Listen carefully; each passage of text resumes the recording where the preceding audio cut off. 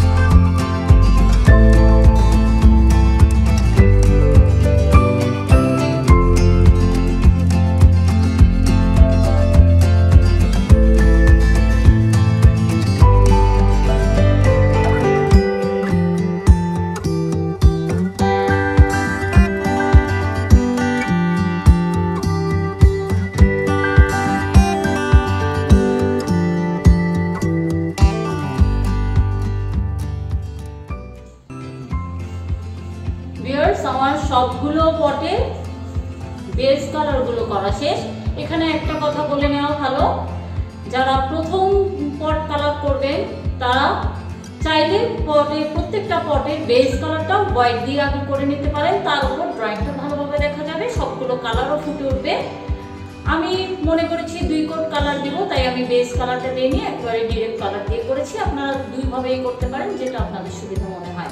এবার আমি আমার সবগুলো ড্রয়িংয়ের আউটলাইনগুলো সাদা অথবা কালো 2 রঙই যেখানে যেভাবে ভালো লাগবে আউটলাইন করে নিচ্ছি, আর ছোট ছোট খুঁটিনাটি কয়েকটা ডটস বা লাইন দিয়ে ছোটখাটো কাজগুলো করে নিচ্ছি।